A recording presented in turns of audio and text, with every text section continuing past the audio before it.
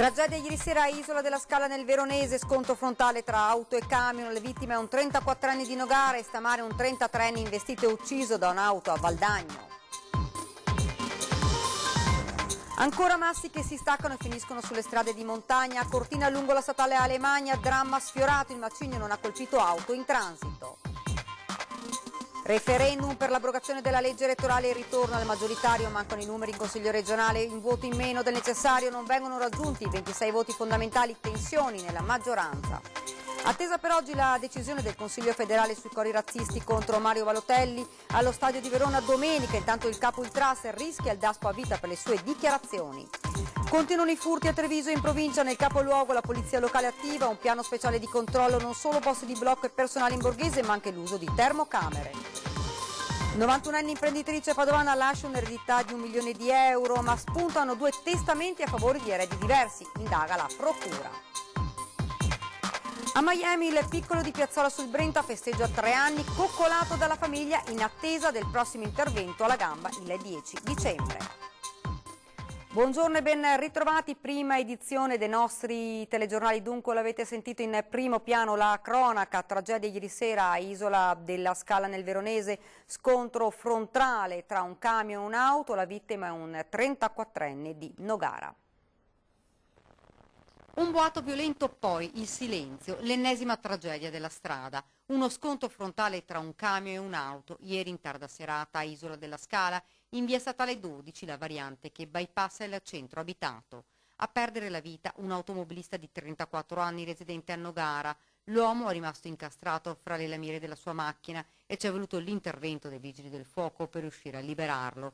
Purtroppo per il 34enne non c'è stato nulla da fare nonostante l'intervento degli uomini del suo M118. Ferito anche il conducente del camion che è stato portato in ospedale a Borgo Trento.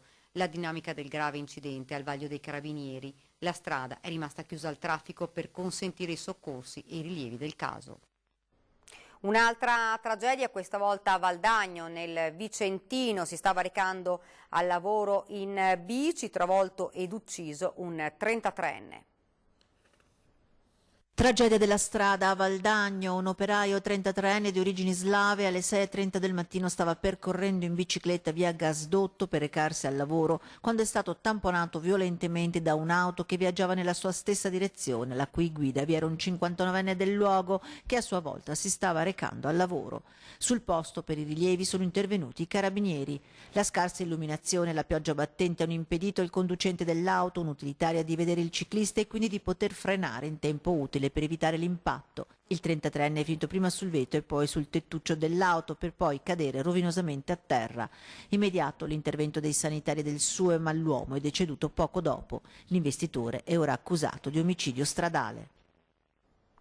Dramma sfiorato sull'Alemagna, un masso si è staccato ed è finito sulla strada, ci racconta tutto in diretta Tiziana Bolognani da Cortina.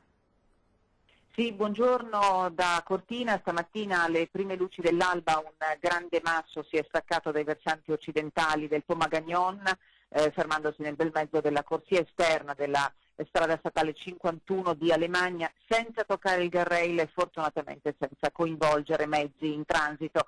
Le foto che vedete ci sono state inviate dai carabinieri che sono arrivati immediatamente in zona. Il masso di oltre 1 metro cubo è rotolato dalle pareti rocciose, sicuramente smosso dalle piogge intense e abbondanti delle ultime ore. Il tratto di strada interessato è quello tra Cortina e Dobbiaco, prima della salita a Forcella Cimabanche. È tutto, a voi. Grazie Tiziana Bolognani, andiamo avanti con il nostro telegiornale. Il Consiglio regionale del Veneto ieri non ha raggiunto il quorum per l'approvazione del referendum per la modifica della legge elettorale ed è polemica anche all'interno della stessa maggioranza. Per il Consiglio regionale Veneto doveva essere solo una pura formalità l'approvazione della proposta di richiesta di referendum abrogativo, quel referendum voluto dal leader del Carroccio Salvini per abolire la quota proporzionale e introdurre il sistema maggioritario. Ma ciò che sembrava scontato alla fine così sicuro non lo è stato, visto che il voto si è concluso con 25 sì, 14 no, 2 astenuti e 1 non votante. La maggioranza richiesta però era di 26 favorevoli, per un solo voto dunque non è passata la proposta e in Consiglio è iniziata subito la caccia agli assenti e a chi, nonostante fosse a Palazzo Farrofini, al momento del voto non era in aula. Infastidito da quanto accaduto anche il governatore Zaia, che sembra aver puntato il dito contro gli alleati, in particolare Fratelli d'Italia. Dall'altra l'opposizione, che non ha mancato di attaccare il Carroccio. È incredibile, dopo aver fatto un'operazione di pura propaganda politica in fretta e furia per compiacere Salvini, oggi la maggioranza è andata sotto. Ora il Veneto diventa la pecora nera delle 8 regioni che avevano fatto a gara a rispondere sì signore al loro capitano. Così Orietta Salemi, vice capogruppo del PD. Pungente anche il Movimento 5 Stelle. In Veneto il referendum su base regionale prima era stato rimandato al mittente dalla Corte di Cassazione e oggi viene affossato dalla maggioranza leghista stessa. Una cosa è sicura, continuano i consiglieri pentastellati, la granitica maggioranza che sostiene il governo Zaia non è così granitica e davanti alla propaganda di Salvini non tutti si mettono in riga e adesso il suo progetto, concludono i 5 Stelle, rischia di fallire proprio a causa del suo fedelissimo Veneto. Ed ora ci spostiamo nel Trevigiano, a Carbonera, dove l'azienda International Tobacco Agency annuncia la sospensione del piano di assunzioni in vista della nuova finanziaria. La tassa sulle cartine del tabacco è insostenibile, spiega l'amministratore delegato. Noi abbiamo un piano di sviluppo che era stato approvato per un'assunzione di 140 persone nel prossimo triennio tra dipendenti diretti qui nella sede di Treviso e agenti sul territorio. A seguito delle notizie sulla nuova finanziaria, con l'introduzione di questa tassa sulle cartine e sui filtrini, abbiamo al momento dovuto stoppare questo piano di sviluppo. Marco Fabbrini è l'amministratore delegato di ITA, azienda di Carbonera che si occupa di commercializzazione nel mondo del tabacco trinciato, cartine e prodotti per le tabaccherie e cartolerie. La sua, come altre imprese del settore, non nasconde la preoccupazione per i contenuti della manovra finanziaria. In particolare è sotto esame la cosiddetta tassa sulle cartine e in generale sugli accessori per il tabacco trinciato.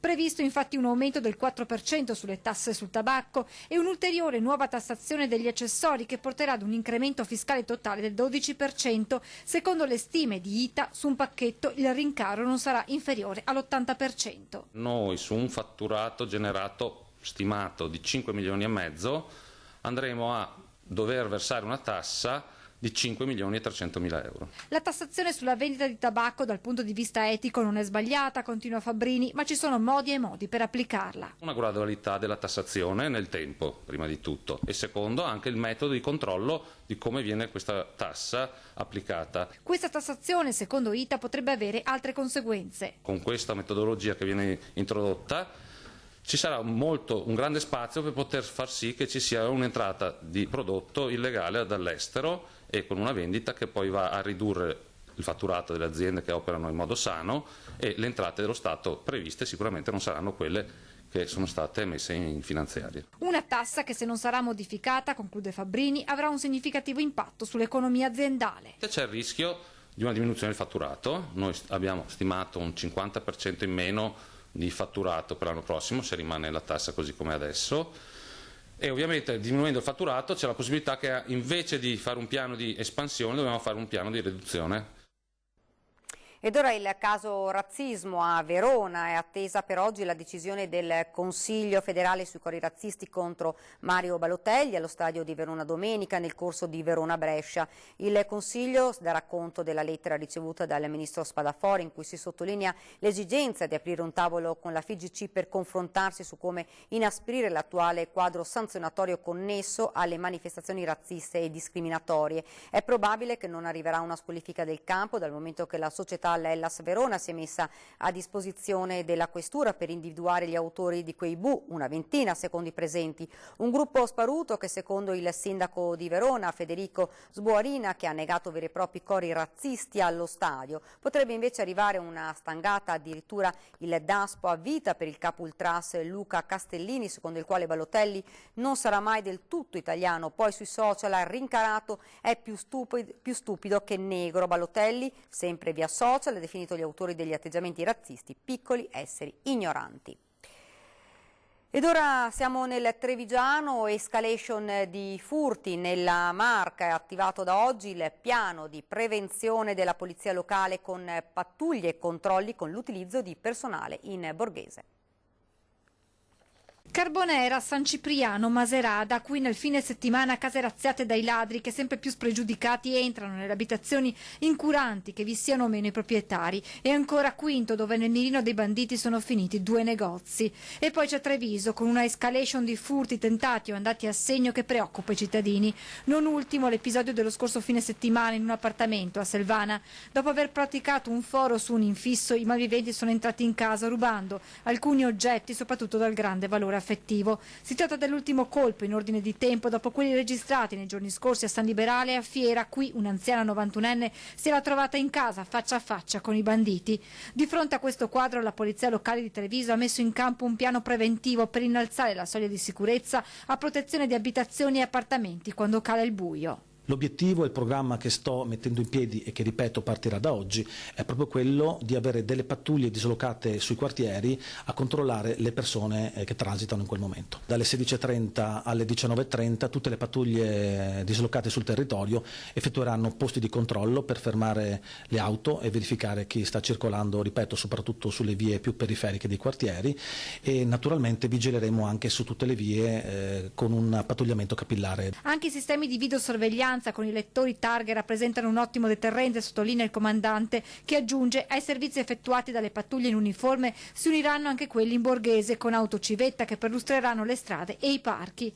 In arrivo poi le termocamere. Termocamera che è uno strumento veramente a questo punto indispensabile, perché riesce a individuare le persone dove sono al buio. Parlo di parchi, parlo ad esempio nelle campagne, perché spesso i ladri arrivano a piedi attraverso zone buie. Restano poi validi consigli di sempre: chiudere porte e finestre, lasciare le luci accese utilizzando dei timer, installare sistemi di allarme e segnalare movimenti sospetti. Avvisare immediatamente le forze dell'ordine e non scriverlo solo su Facebook o sui social, perché in quel caso bisogna intervenire in modo immediato.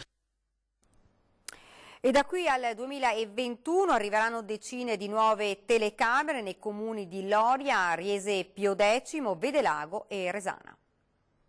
L'obiettivo dichiarato è quello di coprire in 3 anni l'intero territorio della Marca occidentale con telecamere dell'ultima generazione, un grande fratello che vigilerà 24 ore su 24 sulle principali vie di collegamento di Resana, Loria, Vedelago e Riese Pio X, un'operazione in 2 tempi da 300.000 euro. La prima fase partirà grazie ai 50.000 euro erogati dalla Regione a favore dell'Unione dei 4 comuni. Oltre agli occhi elettronici ci sarà un nuovo software che permetterà a Polizia Locale e Carabinieri di operare in rete.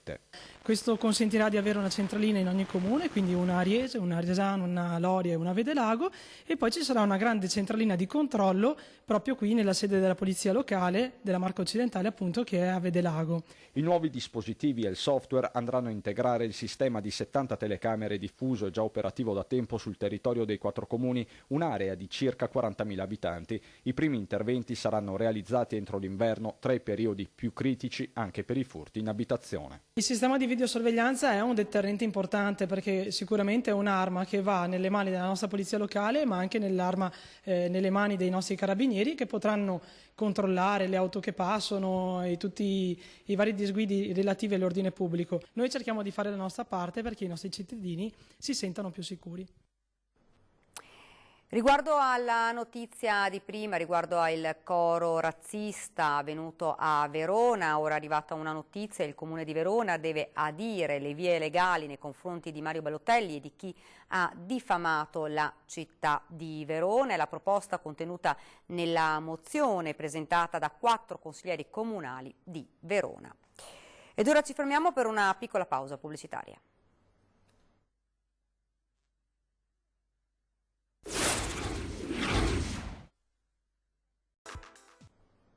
Rieccoci nuovamente in studio ed ora siamo a Padova. I residenti del quartiere Stanga hanno chiesto di incontrare il questore di Padova, sono preoccupati, c'è un ritorno del fenomeno dello spaccio di droga come non si vedeva da tempo e Vianelli è lì a 2 passi.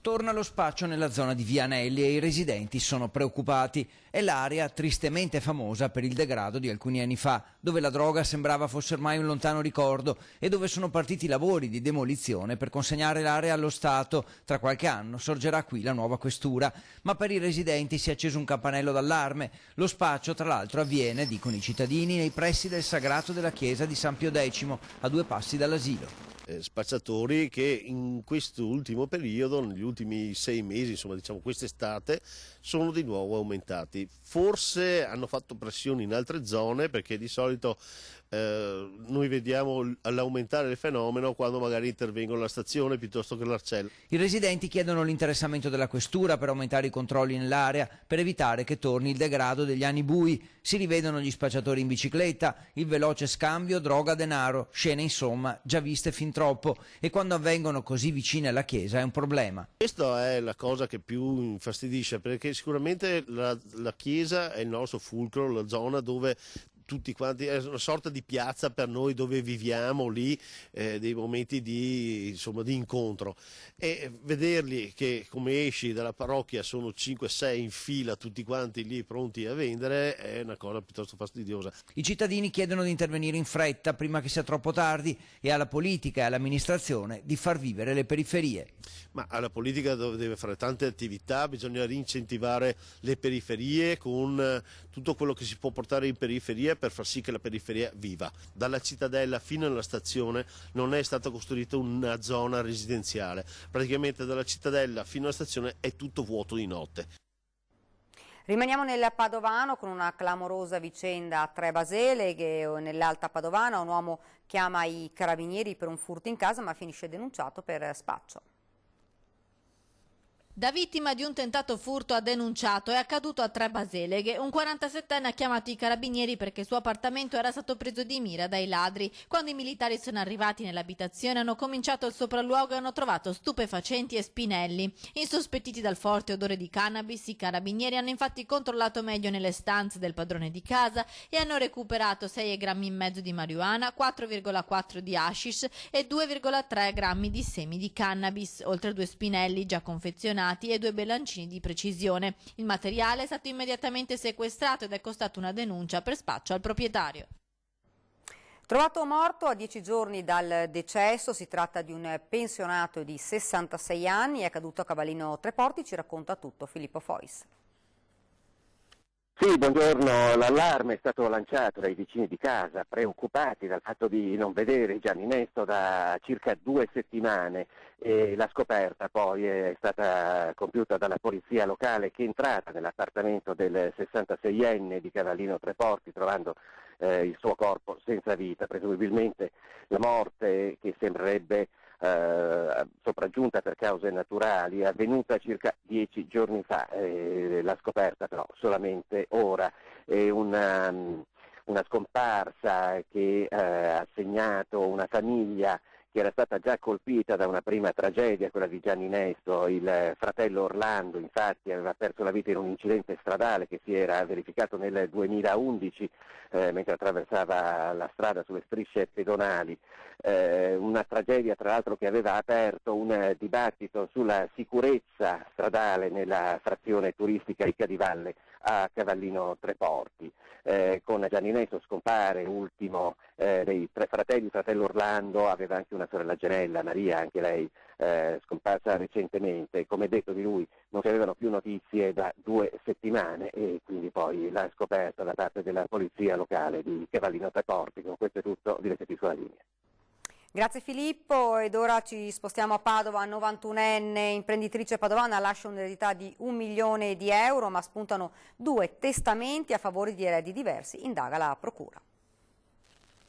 Un patrimonio da 1 milione di euro e 2 testamenti con 4 eredi diversi. Il giallo dell'eredità di una 91enne imprenditrice padovana finisce in procura. Secondo quanto riporta il quotidiano Il Gazzettino, la sorella e la nipote dell'anziana defunta si sono recate dal notaio per la pubblicazione del testamento, ma qui hanno scoperto che un secondo testamento era già stato pubblicato da un altro notaio della città in favore di una madre e di sua figlia, amiche in vita della 91enne, e così le 2 parenti hanno presentato una denuncia in procura.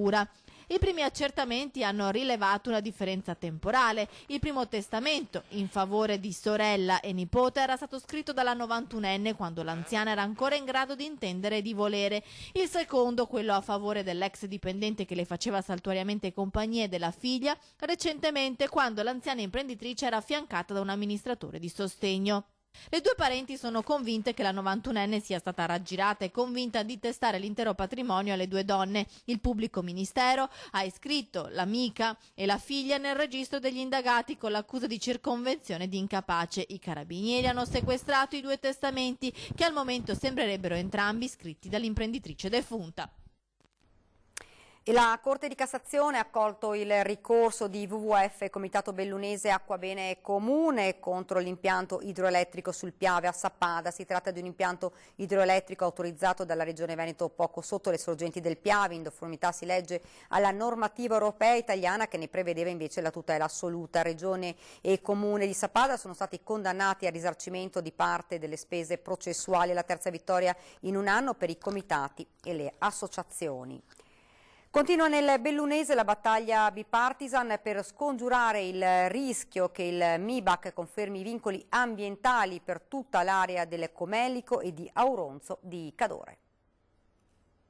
Ma è una cosa assurda, io sinceramente non ho capito questo accanimento nei confronti di un preciso territorio. Io credo sia una ritorsione per il fatto che questo territorio si sia presentato compatto chiedendo una cosa, cioè il collegamento sciistico del Comelico, che è imprescindibile per lo sviluppo di questo territorio. La battaglia si preannuncia senza esclusione di colpi e sarà la battaglia di tutto il territorio per scongiurare il rischio che il Ministero per i beni ambientali confermi i vincoli per tutta l'area del Comelico e di Auronzo di Cadore. Istituzioni e categorie compatte, quella per il Comelico è la battaglia di tutte le battaglie per il suo significato profondo, di gente che chiede soltanto di rimanere e avere delle opportunità, dice la numero 1 di Confindustria Belluno Dolomiti Lorraine Berton, secondo cui la proposta del MIBAC è irricevibile. E al mittente l'ha respinta con atti formali anche la Regione Veneto. I vincoli, così come sono stati descritti, metterebbero a rischio anche le opere di ripristino dei danni causati da Vaia. Le opere idrauliche, si legge in questi vincoli, devono essere realizzate utilizzando la bioingegneria, quindi materiali ecosostenibili, il legno, che va benissimo come linea di principio, però se noi la caliamo su ambiti specifici diventerebbe un vincolo devastante. Un sopruso che va letto anche in chiave spopolamento delle terre alte. Io ho chiesto un appuntamento con il ministro Franceschini, perché qui è il ministro che deve fare pressione sulla dirigenza, perché io non credo che la politica debba abdicare nei confronti dei tecnici rispetto a temi come quelli dei vincoli, che fanno la differenza tra il permanere a vivere in queste aree e il non farlo. Vincoli capaci di mettere a rischio anche l'attività di manutenzione del territorio. Lei pensi che per sfalciare l'erba c'è scritto che bisogna avere l'autorizzazione paesaggistica, siamo arrivati veramente alla follia. Facciamo un salto in Florida perché il 3 novembre il nostro piccolo Joe ha spento le sue prime 3 candeline. Il nostro cucciolo, il nostro piccolo Joe, cresce e ha spento nell'appartamento di Miami le sue prime 3 candeline, circondato dall'amore di mamma Erika, papà Bruno, la sorellina Miriam e nuovi amici che ha incontrato in questa sua avventura in Florida. Auguri a te, tanti auguri Giovanni, tanti auguri a te, evviva! Ma il regalo più grande, ci ha comunicato mamma Erika, è che il dottor Paley, visti i progressi del nostro bambino, ha deciso di anticipare il nuovo intervento che sarà eseguito così il prossimo 10 dicembre. E allora da tutti noi un enorme abbraccio al piccolo Joe. E prima di chiudere vi ricordo ore 13 si parlerà di tumore alla prostata per capire anche se esistono nuove tecniche per curarlo. Ospiti in studio il dottor Mario Salvatore Mangano, direttore urologia ospedale Cafoncello, e il dottor Alessandro Gava, direttore radioterapia oncologica ospedale sempre Cafoncello. Questa sera invece vi ricordo 20:10 in studio Gianangelo Boff, commissario Lega provincia Treviso, e Giovanni Zorgio, segretario del PD della provincia di Treviso. E questa era la nostra ultima notizia e vi lascio come di consueto le nostre previsioni del tempo. Grazie davvero per averci seguito e buona giornata.